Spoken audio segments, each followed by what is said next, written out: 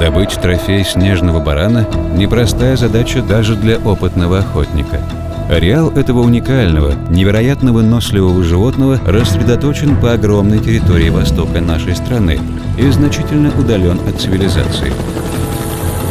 Это фильм «Вторая часть той большой истории», в которой мы поставили для себя амбициозную задачу в одной экспедиции взять 2 трофеев – колымского и охотского за 8 дней охоты. Это история о том, что не стоит недооценивать горы. О том, насколько время – ценный ресурс в непредсказуемых условиях дикой охоты. И о том, как удача может отвернуться от охотника, оставив его без желанного трофея. Тем не менее, эта история познавательная и интересная. Самое важное, что я хотел бы показать в этом фильме, что мы не потеряли надежду и оптимизм. Это самое важное, что на охоте должно быть у охотника, который двигается к своей цели. Горная охота на охотского снежного барана.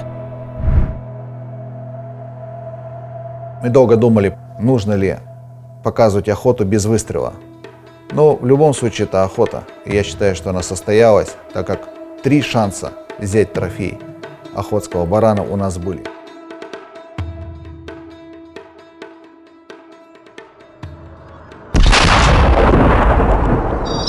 В первом фильме Сергею удалось добыть первый трофей. Колымский снежный баран был взят на 5-й день охоты. Из предположительных 3 дней охоты мы затратили 5, чтобы взять колымского барана. Теперь на добычу охотского снежного барана остается всего 3 дня. Быстро расстояние замерил, выстрел. Я четко видел попадание. Все. Александр Мальков, 52 года, организатор охоты. Снимали? Колымский баран был обнаружен егерем Николаем на 5-й день продолжительных поисков. Несмотря на не самые выдающиеся трофейные качества, было принято решение его брать. Вот именно крупного барана, трофейного крупного, видели пару раз всего, и то вдали. И взяли, конечно, не тот трофей, на который мы рассчитывали. 7 лет. За нашими плечами уже было пройдено 90 километров, и в совокупности мы поднялись на 12 тысяч метров. Зачетный. Самое нежное мясо баранье. По позвоночнику идет 2 мышцы, не задействованы вообще, которые... Сейчас мы их зажарим. Сделаем медальоны такие. Быстро готовятся, прям буквально секунды. Александр Батицкий, 33 года, шеф-повар. Барана в основном как? Вот трофей добыли, приносят, сразу готовят что? Готовят печень, легкой обжарки там с полукровью даже. Кто-то даже сырьем пробует ее. Ну, гурманы, вкусы разные. Свеклу здесь положено. Есть ложками Ложками. на Дальнем Востоке. Да. Ее не положено здесь размазывать. Да. Вот эта икра вчера только плавала. Дмитрий Белолюбский, 35 лет, младший егерь. Половина ушли туда, в сторону. Здесь туда, да, и они вот тут как бы выходили, смотрел. Они вот, кстати, сюда половина вышла, может, эти 7 штуки туда и ушли. Сейчас будем вызывать вертолет завтра с утра, перебазироваться в ареал обитания охотского барана. У нас будет 3 дня на взятие этой позиции.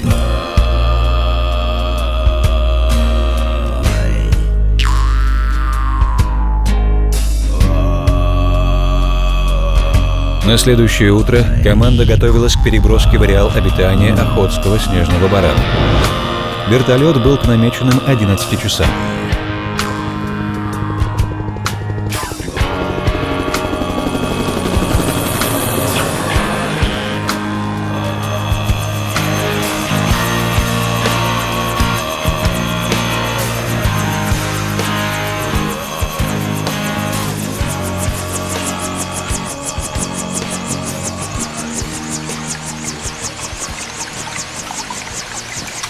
Ну, намучились, нет, или все нормально?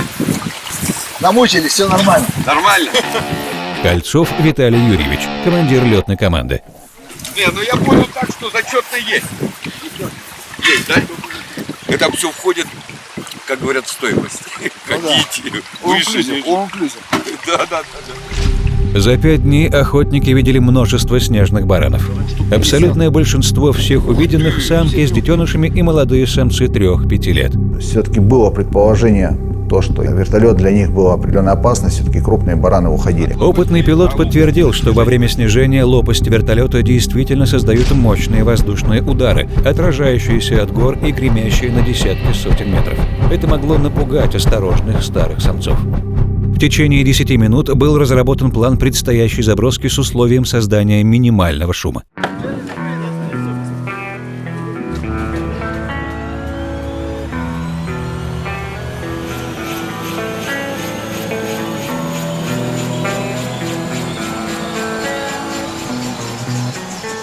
На вертолете команде предстоит преодолеть всего около 70 километров.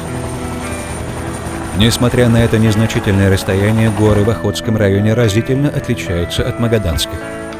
Вместо пологих, покрытых травой сопок, в этих местах горы преимущественно крутые и скалистые, а их подножья густо покрыты многочисленными хвойными деревьями. Бытует мнение, что не совсем правильно наблюдать за местом, куда производится посадка, но, тем не менее, вся команда наблюдала иллюминаторы для того, чтобы определить разрезанные холмы. Это первый признак того, что баран там есть.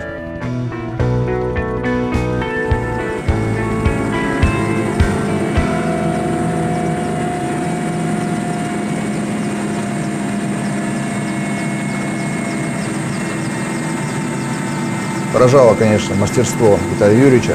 Он вертолет сажал там, где нам надо, не там, где удобно. Посадку осуществили прямо в русле реки, ближе к воде и лесу. С накопленной за 5 дней усталостью команда прибыла в ареал обитания Охотского снежного барана. Уже в Хабаровском крае.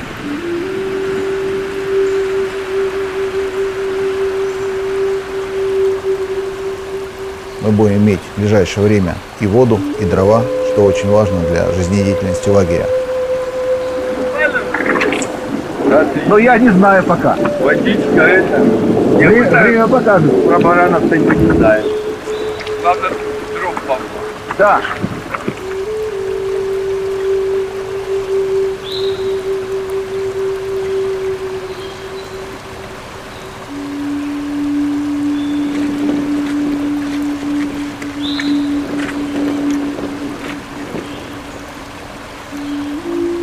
Буквально за 15 минут вертолет был разгружен. Пожелав охотникам удачной охоты, вертолетная команда ушла тем же путем, которым заходила на посадку. Как и договаривались, покидая зону охоты, пилот уходил по руслу реки, стараясь лететь как можно ниже, сводя к нулю эхо от рубящих воздух лопастей.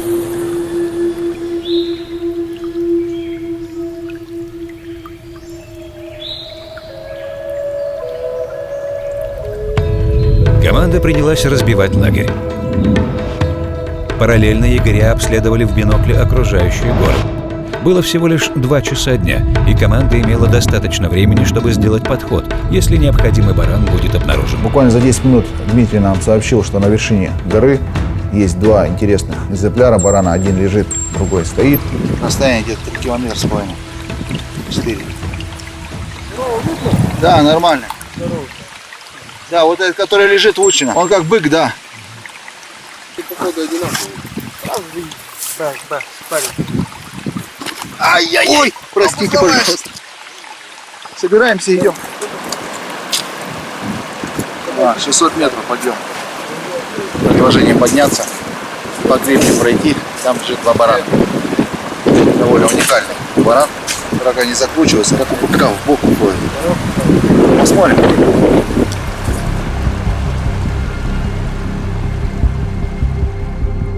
Весь ареал снежного барана находится в северных районах азиатской части Российской Федерации и занимает огромную территорию, плотность на которой варьируется в зависимости от климата. Питаются толстороги в основном травянистыми растениями, а также грибами и лишайниками. Официально снежные бараны поделены на 4 вида – Утаранский снежный баран, Якутский, Корякский и Камчатский. Визуальные различия видов невелики, и основная разница касается рисунка и цвета шкуры. Вот на этот гребень поднимаемся, это сюда уходит. Там вот он следующий получается. И вот где первая горбушка, да? Вот здесь зеленый. Они оба будут очень хорошо видны. Они как на ладони будут там. Ветерок. Однозначно. Ветер на нас все равно вверх идет. любом случае. Нельзя. А на гребень поднимешься, его может закрутить ветер и запах. Он отсюда бьет и оттуда все пойдет. Он все равно вверх, а там уже он все там как он. Может он там вверх. Просто с той стороны, если мы пойдем, на самом деле непонятно, как мы пройдем. Сможем мы пройти? Тут мы пройдем под ним. Вот здесь не пройдем, да? Ну, пошли туда так. После долгих дискуссий было принято решение не подходить к баранам по гребню, а пройти вдоль гор и подняться по параллельному распадку соседнего хребта. Так как обоих толсторогов было хорошо видно на вершине, предполагалось подойти к ним примерно на 600 метров и, заняв устойчивую позицию, произвести выстрел. Основная сложность этого подъема была в неустойчивых камнях, покрывающих весь склон. Но и было предложено все-таки подняться влево и занять позицию. Более я до этого все это замерял и предполагал, что дистанция будет порядка 600 метров, приемлемая дистанция. Егеря почему-то все-таки переубедили и предложили выше подняться. И в этот момент начал сыпаться камень.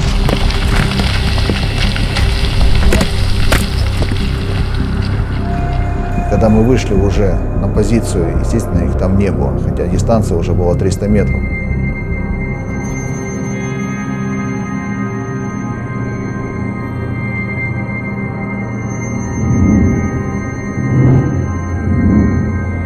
Я понимал, что это грубейшая ошибка, и смысл тогда было мне таскать этот карабин в 9 килограмм, высокоточное оружие, которое рассчитано на дальние дистанции, если подходишь ты на 300 метров. Егеря меня не послушали, решили поближе пройти. Зачем это было сделано, не знаю. Охота сорвалась. Обидно. 300 метров там. Конечно, было много эмоций, много слов, но есть и понимание, что егеря делают свою работу, и не по привычке охотника подводят, насколько это возможно, ближе для выстрела.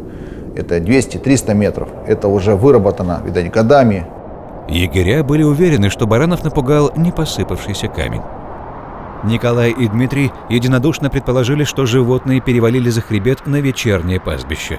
Оба егеря начали подниматься на вершину. Сергей же решил спуститься, чтобы успеть обустроиться в новом лагере до темноты. Иногда надо полагаться больше все-таки на свой опыт, знания, или же заранее предупреждать и договариваться с егерями, на какой дистанции ты готов стрелять уверенно.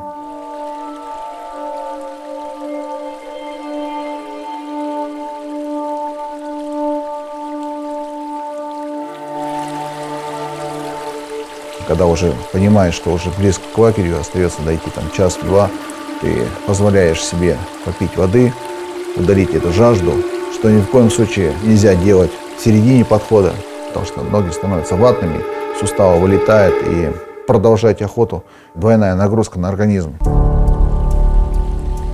В большинстве своем вся горная вода, будь то реки или маленькие ручьи, полностью пригодна для питья.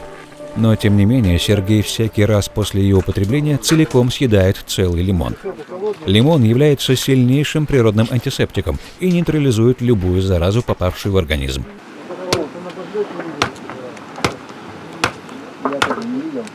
Помет был достаточно много наверху, вот как положено, и внизу. Вот уже спускаясь, это здесь зеленка начинается. Прям большие лёжки такие.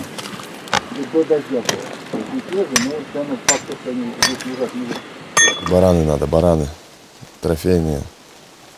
Почему все такие задумчивые, печальные ходят? Потому что как бы мы-то на работе. Соответственно, и организатор также за все переживает. То, что егеря, они свою работу делают полноценно все равно. Хотели как лучше, получилось, как всегда. Конечно, обидно, Ялки. Обидно то, что хорошие бараны были. Именно вот это необычная еще форма рогов. Может быть, рано утром встать, часа в 3, позавтракать. Позавтракать. 4 святого уже. И 4 времени егеря, 4 в 11. 3 просто, мы час ложкаемся, пока стоим. Завтра приготовить пораньше. Ну, тебе это быстрее нас проводить, да спать лечим. Я когда первый год работал, ну вот здесь в Туре, поваром, такая была тема, вот первые дни охоты, допустим, бараны не могут найти, там, или погода, или не погода, что-нибудь. Повар варит борщ. Прям вот борщ варю, баус вечером барана привозят. Так, сегодня у нас борщевич, наверное, будет с баранины. Наступали легкие сумерки, когда Сергей, наблюдая из лагеря в бинокль, увидел двух пасущихся баранов. Они лягут сейчас. С левой стороны ложбины находились. Они сейчас лягут. Сейчас они перешли и вот идут вниз. Было видно в трубу, что это довольно крупные самцы. Не было возможности определить точную дистанцию. Встроенный в бинокль дальномер отказывался показывать расстояние до пасущихся толсторогов. А другой дальномер, пробивающий расстояние до 6 километров, остался в рюкзаке у Дмитрия. Было определено на глаз, что это дистанция порядка 4 километров. Вот только Сергей не учел тот факт, что в сумерки расстояние до объектов кажется большим, чем в действительности. Зачем далеко ходить? Они здесь рядом. Смотрите, в принципе, недалеко. С наступлением темноты Николай и Дмитрий вернулись в лагерь. Сергей первым делом взял дальномер и замерил расстояние. 231, в принципе, недалеко. Бараны оказались гораздо ближе, чем кажется. Замерил, что дистанция была 2131, нас разделяло от возможности взять охотского барана буквально там минут 15. Тем более наклон был несущественный. Было принято решение выдвинуться к баранам утром, как только начнет светать. 3 утра надо встать, как только рассвело. И все, и сразу смотреть.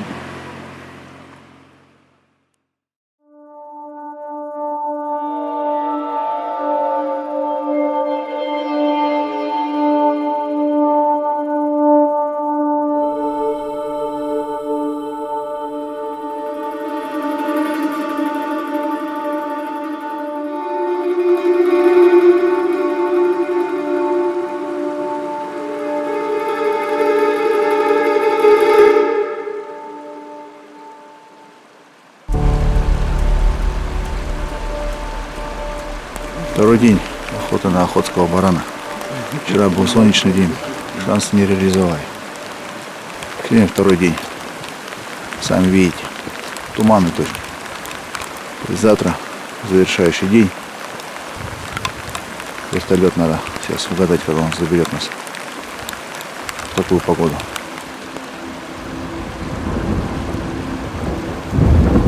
Дождь усиливался, и когда он спустя 2 часа превратился в ливень, было принято решение вернуться в лагерь. Потом на протяжении всего дня этот ливень продолжался. С каждым днем все падает надежда, что мы можем взять трофей.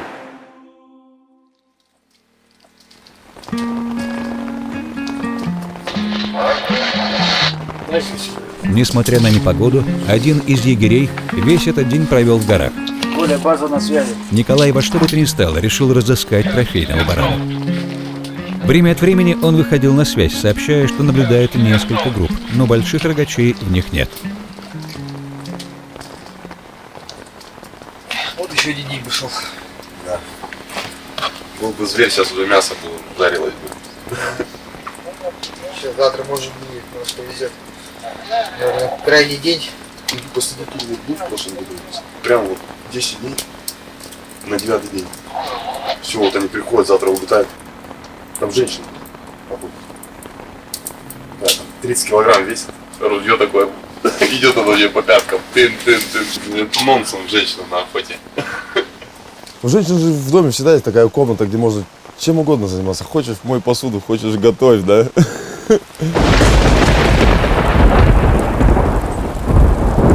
Даже к вечеру дождь все никак не хотел прекращаться. Каждый горный охотник не понаслышке знает, что такое дождь и туман в горах. Время в такие моменты, кажется, течет бесконечно. Вот и Коляныч пришел. Че, Колян, вымок, да? Давай чаечек, горячий. Заходи. Короче, все-таки сломали мы, Колян, это все-таки, как говорится, когда борщ, тогда баран. Значит, что-то пошло не так.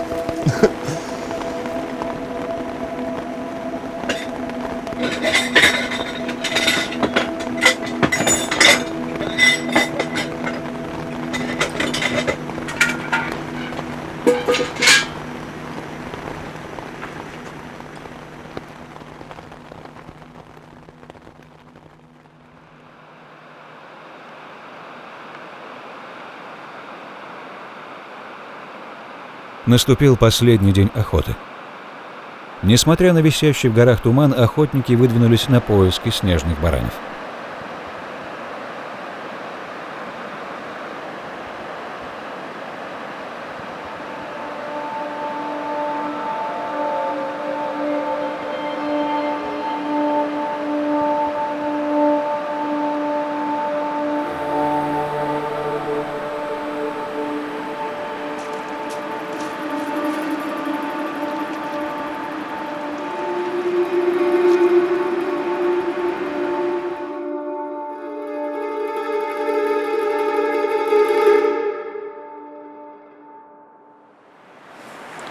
видели следы свежие. Какие егеря вчера много следов видели и позавчера. Баран здесь есть. Наверное, двинемся обратно в лагерь, так как обратно накрыло все небо. Охота очень сложная, но, к сожалению, безрезультатная. Ну, с большим потенциальным опытом.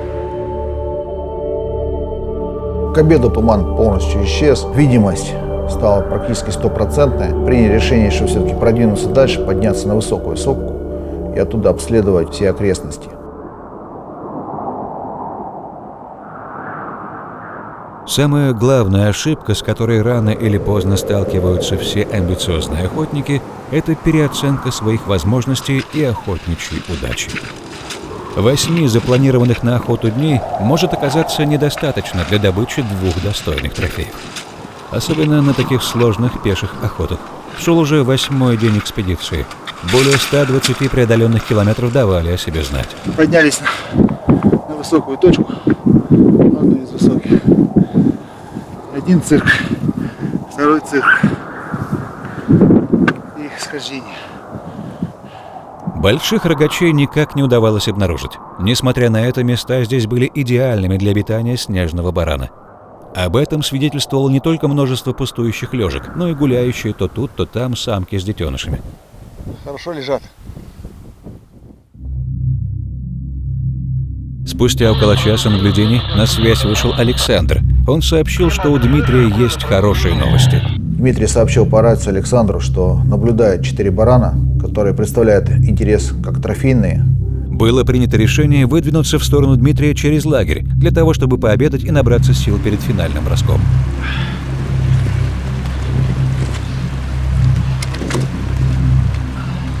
130 километров прошли. Сегодня ясно, светло, солнышко. Завтра вертолет с утра. Как говорится, это крайняя возможность взять охотского барана. Или да, или нет. Но говорят, что 4 барана есть, один вроде заслуживает нашего внимания. В этот раз Александр, организатор охоты, взял на себя роль проводника. От лагеря до позиции Дмитрия предстояло пройти около 6 километров.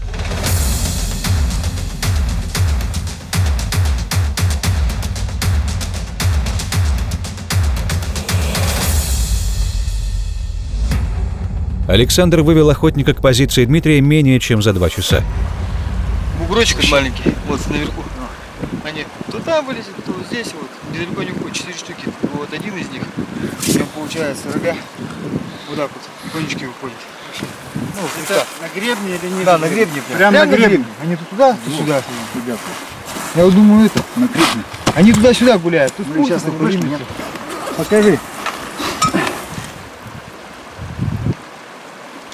Здесь вот. Они сейчас туда зашли. Видно их сейчас? Нет, они вот зашли вот туда. Они бесят, ну как играются, дерутся. Молодые два таких вот приростных дерутся, а этот то туда залезет, то сюда двигается. Вправо, не влево. Туда-сюда никого не вижу. Они сейчас туда завалились. И когда они зашли сейчас сюда? Это вот минут 20 назад. Еще когда вы сюда уже поднялись. За 2 суток мы получили 3-ю возможность взять охотского барана, но нам не хватило времени. Был уже 6-й час вечера. До захода солнца оставалось менее часа, а дистанция до баранов составляла порядка 4 километров.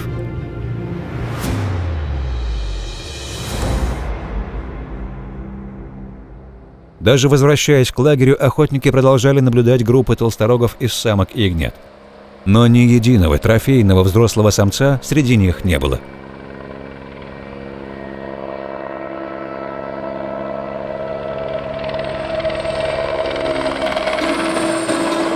Тем не менее, охота состоялась, довольно увлекательная, интересная. Барана мы видели, шансы у нас были, и организаторы сделали свою работу на все 100. Хотел бы отметить высокий уровень быта, который нам Александр организовал. Это великолепные палатки, великолепный повар Александр, который нас кормил завтраками, обедами и ужинами.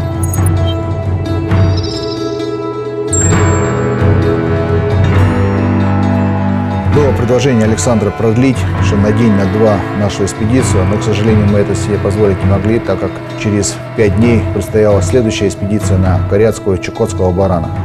Обстоятельства сложились так, что охотнику вновь предстояло посетить эти уникальные места. И в этот следующий раз он обязательно возьмет своего охотского барана. Есть охотский. Ну что, понадеемся, что в этот раз хорошо будет. Но будем надеяться. Вода есть, дрова есть. Будем жить до упора. Нормальный баран идет влево, вверх. Он сюда, в эту сторону тянет. Он будет сейчас уходить. Если не раненый, пусть уходит.